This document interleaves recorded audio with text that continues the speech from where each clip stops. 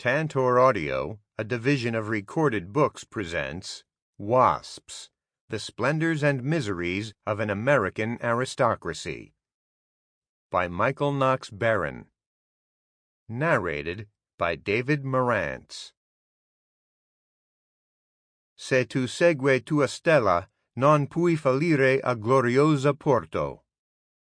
If you follow your star, you will not fail to find a glorious harbor. Dante, Inferno. Del bello ovile ov io dormi agnello. The fair sheepfold where a lamb I slumbered. Dante, Paradiso. Preface. How do you write about flawed people in a scrupulous age? Most accounts of elite establishments are ponderously genealogical, Debrett's Peerage, The Golden Book of Venice, narrowly sociological, Marx, Veblen, Pareto, C. Wright Mills, or romantically embellished, Livy's narrative of the early Roman ruling class, and the not less imaginative accounts of aristocracy in Proust, Lampedusa, Faulkner, and Waugh.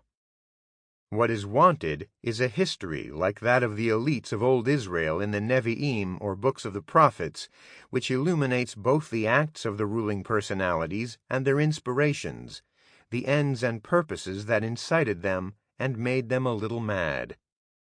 The modern historian of a patrician class cannot, of course, know the imaginations of his subjects quite so intimately as that. He must be content if, in sifting a mass of gossip and innuendo, he can find here and there the fragment of a higher motive. As for baser inducements, vanity, power, opportunity for sexual malfeasance, and the like, there is never any shortage of that sort of evidence where human beings are concerned. The men and women at the heart of this book did much to shape the America in which we live. So much, indeed, that it is not easy to understand our problems without some knowledge of their mistakes. Yet they present those who would understand them with special challenges, beginning with their name. They were, by and large, descended from the well-to-do classes of colonial and early Republican America, from New England merchants and divines, from Boston Brahmins and Anglo-Dutch patroons. But the Civil War and its attendant changes altered their place in life, and they emerged from the crisis as something different from what their forebears had been, as both a class and a movement self-consciously devoted to power and reform. What to call them? The term WASP, white or wealthy if redundancy is to be avoided, Anglo-Saxon Protestant, fumbles their background, betraying the sociologist's inclination to use a term like Anglo-Saxon when the plainer, more obvious English one would do. In this case, English. For there is nothing especially Saxon or Anglo about America's WASPs. Insofar as they embody any English strain, it would be the Norman.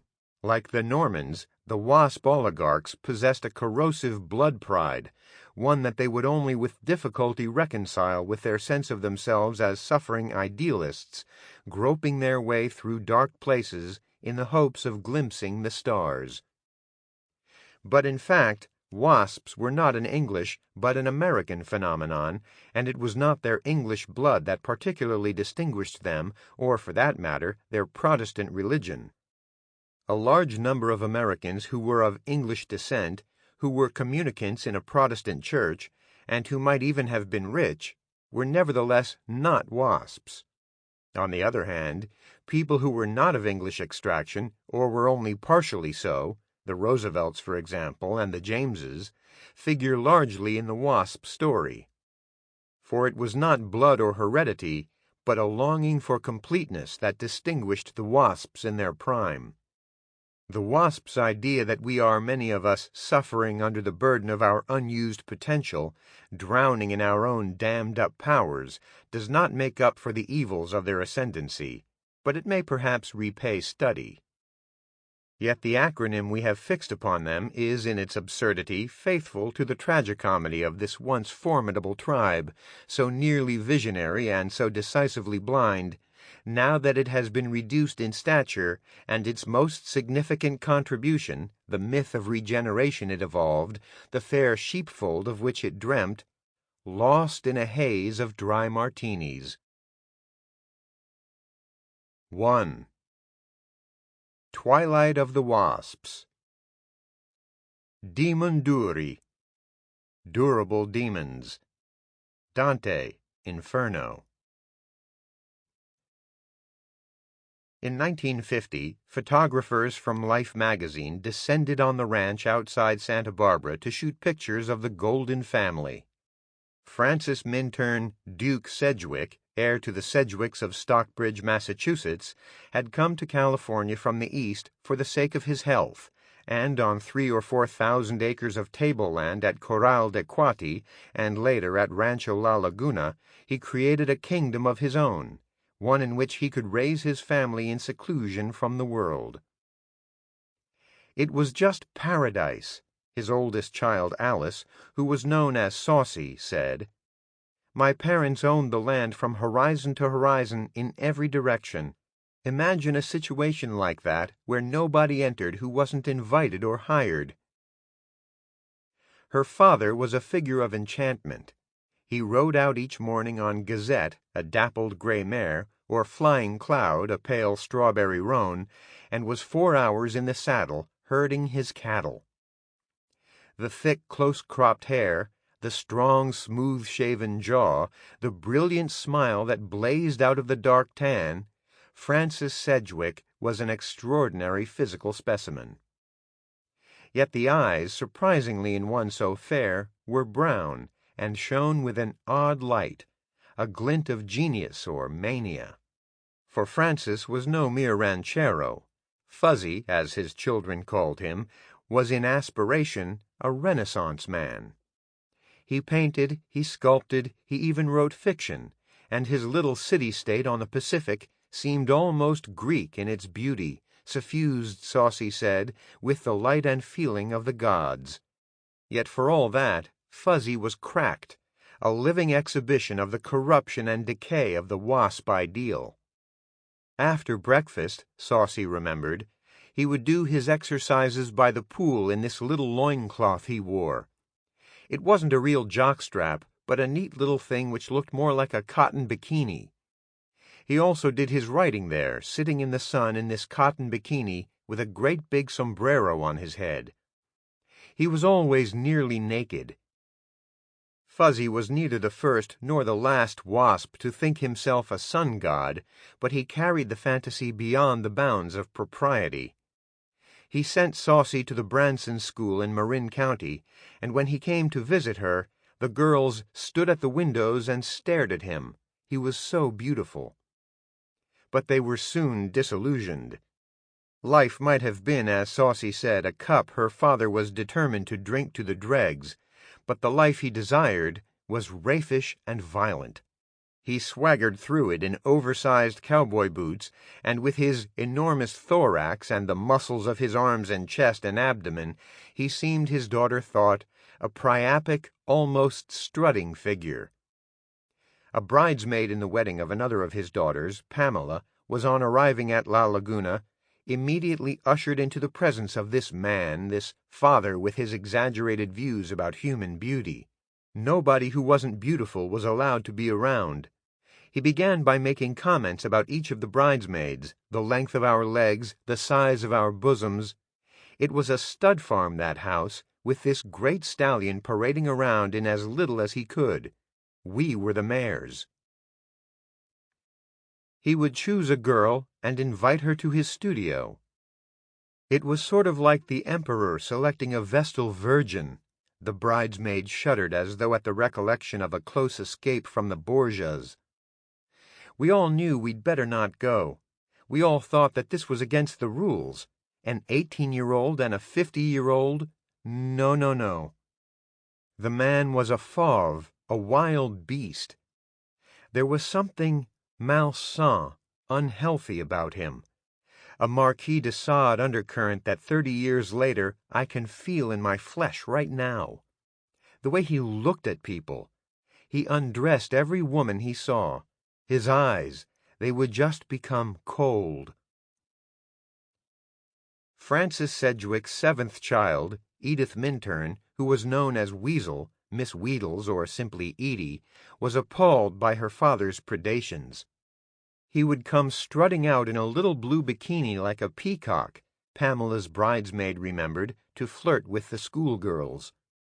Edie was wearing very short shorts, those long legs, and a man's white shirt, a very thin girl with brown cropped hair, and she said something like, "Oh, for God's sake, Fuzzy."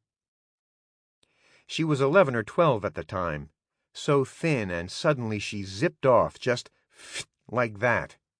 It certainly didn't deter him. Another time she found her father just humping away in the blue room at La Laguna. It blew her mind. Insulated from the noise and chaos of America, the vulgarity WASPs dreaded, Fuzzy waved his wand and created in the California hills an oasis instinct with laughter and conversation, the life of Greek gods. WASPs were always to chase a dream of rebirth, some improbable garden of Apollo, but in their decadence the dream became rancid. Once they had known how to make their desires productive and bred leaders like Theodore and Franklin Roosevelt. Now, in characters like Frances Sedgwick, they were becoming mere head cases, Mayflower screwballs, the poet Robert Lowell called them, fit only for the asylum. Babe Paley knew which way the wind was blowing. Her mother, Catherine Cushing, who was called Gogsy, had been ambitious of social distinction, and she had taken pains to ensure that her 3 daughters made brilliant marriages. The eldest, Mary, who was known as Minnie, married Vincent Astor. Betsy, the middle girl, married first Franklin Roosevelt's son James, and later John Hay Jock Whitney, who was senior prefect of Fuzzy Sedgwick's form at Groton, the Massachusetts prep school, and afterward ambassador to the court of St. James's, one of the richest men in the United States, an American Duke of Omnium. Babe duly honored her family's household gods and married Stanley Grafton Mortimer, Jr., a Standard Oil heir. But she had the wit to perceive as early as the 1940s that the WASP ascendancy was rapidly declining toward the grave. WASP men were becoming so dull. A woman wanted not a dud from the social register, somewhat oxymoronically known as the stud book, but energy, dynamism, the hairy back of the satyr. Babe readily divorced Mortimer and married a stallion, Bill Paley of CBS. She knew her horseflesh. Paley, too, stood something to gain from the marriage. Few pleasures are more alluring to the founder of a new family than the caresses of a daughter of an old one, and even as Paley's own career presaged the demise of the WASP establishment, he was enchanted by its style. Old blood, it is true, found his emulation of patrician manners a little forced. He attempted to recreate, at Kiluna Farm on Long Island, the elegant negligence of a Whig country house. But Lady Diana Cooper, who, though descended from an English Tory family, knew her Whig country houses, thought he tried too hard. Bill was, she said, very attractive, if a little oriental, as she delicately put it. It was his luxury taste that appalled her. She pretended that this was only because it embodied a standard unattainable to us tradition-ridden, tired Europeans who were used to things being shop-worn, as if she envied Bill his tackiness. She made short work of the room in which she slept at Kiluna, with its little table, laid as for a nuptial night, with fine lawn, plates, forks, and a pyramid of choice-bloomed peaches, figs, grapes, and its bathroom, in which were to be found all the aids to sleep, masks for open eyes, soothing unguents and potions. It was not done thus at Haddon Hall or Beaver Castle. But Lady Diana visited Kiluna Farm during the reign of Bill's first wife, Dorothy, One of Bill's motives in putting Dorothy away and installing Babe in her place was to have a consort whose taste was well-nigh faultless, for, as Truman Capote observed, Babe had only one fault: she was perfect. Otherwise, she was perfect. She had been born in 1915 in Boston, the youngest child of Harvey Cushing, the brilliant brain surgeon. Admired for her willowy figure, her raven hair, and the classically perfect features of her face, which had been carefully reconstructed after a 1934 car accident, she had endured a cynical upbringing. Her father was a good WASP, devoted to the care of others and the pursuit of knowledge, while earning a sensible income and achieving a notable professional reputation. But her mother, with a certain justness of perception, saw that good works by themselves never really cut it in waspdom. One needed a fortune and a name. Nothing short of tycoons would do for the girls, and Gogsey was not entirely pleased with Betsy's marriage in 1930 to Jimmy Roosevelt. For though the Roosevelts were socially at the top of the heap, their fortune was much smaller than those of their Hudson River neighbors, and the cash was entirely controlled by the family matriarch, Franklin's mother, Sarah, a tight-fisted old witch. Franklin himself was a charming man, but he was married to the eccentric Eleanor, who omitted to shave her armpits. On the other hand, when Minnie caught the eye of the disagreeable Vincent Astor, Gogsey was delighted at the prospect of a union with the Astor millions, and she all but dragged her daughter, who preferred artists to millionaires, to the drawing-room of Heather Dune, her summer house in East Hampton, where the marriage took place in September 1940. Babe, for her part, managed to be not wholly corrupted by Gogsey's meretricious philosophy. After finishing school at Westover, she became a respected editor at Vogue and was tempted to make a career of it. What was no less strange, she had, in spite of her success in the high bitch world of fashion, a natural unfeigned kindness. Babe was a wonderfully warm human being, Millicent Fenwick, one of her colleagues at Vogue and a future congresswoman, remembered. She would give you the coat off her back. In Millicent's case, a handsome gray squirrel that proved useful on a winter trip to London. Even such a potential rival as Gloria Vanderbilt conceded that Babe was beautiful, kind, loyal. For there was nothing mean or hard in her. She was lovely and slim and gracious, a creature without envy or guile.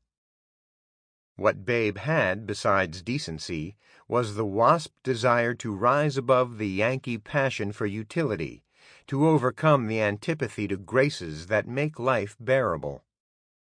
In this, Bill Paley, with his plutocrat gangster manners, could not help her, and at all events he soon lost interest in her and abandoned her sexually, though she was scarcely 40. He went back to his first love, CBS, and to flings with sundry women. She was left to manage the houses and head the best-dressed list. Yet even as she was consigned to this ornamental role, she was conscious of its vapidity. The fatuities of Women's Wear Daily might suffice for Gogsey or the Duchess of Windsor, but Babe burned with a brighter flame, and lived her life in a way that suggested that opulence, when governed by taste, could raise life to a higher and nobler plane, as it had done in the courts of the Renaissance in an age that knew nothing of Women's Wear Daily. She never quite lived up to it. Her houses lacked the ease of their old-world models. Too much facile elegance, they said, too many ambitious pains. Babe fretted not only over the taste of the food served on her plates, but the colors, as though she were Poussin at work upon a canvas. She wanted to be her own living work of art, yet even before lung cancer got the better of her, she knew all the fatigues of her class in its last decay. It was Truman Capote who supplied the fresh infusion of plasma. A not unpleasant little monster, the man of letters Edmund Wilson said. Like a fetus with a big head, Capote acted the witty Shakespearean fool in the courts of those whom he styled, not altogether in irony, the beautiful people. From the moment he met Babe, on Bill Paley's airplane as it was about to take off for Jamaica, he was beguiled by her, and she, for her part, was liberated by his conversation, a stream of insinuating talk. But it was not simply the venom of his gossip or even the patience with which he helped her to read Proust that drew her to him.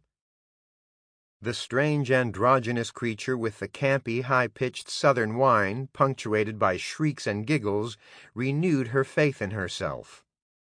For something had gone out of the WASPs.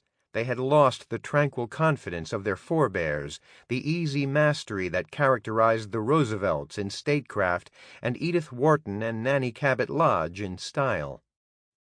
The Depression and 2 world wars leveled the playing fields, and in their decline, WASPs found themselves drawn to outsiders on whose vitality they could feed. In the vampiric phase of WASPdom, white-shoe institutions that once shunned strangers, anyone not of the old tribal connection, turned to them for the lifeblood that might reanimate their order. In the same way, Babe Paley turned to Truman Capote. Here was an impresario who could do for her something akin to what Proust did for Countess Greffule, the forgettable airhead who attained immortality as the Duchesse de Guermantes in remembrance of things past. Make her interesting to herself. The predator in Truman saw in Babe what others failed to see, that living a life so effortlessly perfect was in fact hard work, and bred its own unhappiness. Wherever Babe appeared, flashbulbs popped, and admirers fawned. Her clothing, her jewels, her flat in the St. Regis, her gardens at Kiluna, her tropical pavilion at Round Hill, provoked astonishment and envy. Her royal progresses, undertaken with her fellow beautiful persons, were lavishly reported in the press. Now she lay in luxurious indolence among the beaten gold of Gloria Guinness's yacht as it sailed in the Aegean. Now she steamed up the Dalmatian coast with Marella Agnelli, the Countess of Fiat. Yet of all the jeweled beauties who constituted her set, it was she who obtained a peculiar eminence, unrivaled until the appearance of Jacqueline Kennedy. She might have been painted by Boldoni or by Picasso during his Rose period, gushed Billy Baldwin, who helped her to furnish her houses. So great is her beauty that no matter how often I see her, each time is the first time. But the goddess was unable to believe in her cult. What she needed, Truman saw, was a priest, one who would tend the altars, maintain the mysteries, furnish the texts. It was an office he was himself only too happy to fill. It is believed that he supplied Babe with that beatitude of her class, "You can never be too rich or too thin." Amid the clouds of incense that wafted from this thurible, she could momentarily forget that she was merely another creature of WASP decadence, sunk in the vanities of café society. She could see herself as he saw her, a palm nymph cast out of an Assyrian garden, a blithe spirit who could fly where others walk. Once this sense of superiority came easily to WASPs. Now they needed help. My God, the father was something. A cross between Mr. America and General Patton. But Fuzzy Sedgwick's machismo was deceptive. So exaggerated a masculinity had its origin not in strength, but in a dread of weakness and effeminacy. He had been born in New York City in 1904 and had grown up a sickly, delicate child. He passed much of his life in the shadow of men much stronger than he himself was. His older brother Minturn was a natural athlete who played for the only Harvard team to win a Rose Bowl. "This boy doesn't need a nanny," the family doctor said at Minturn's birth. "He needs a trainer." Francis was a much slighter figure. He just didn't have the physique, and though avid of athletic distinction, he never won a single H, a single varsity letter, at Harvard.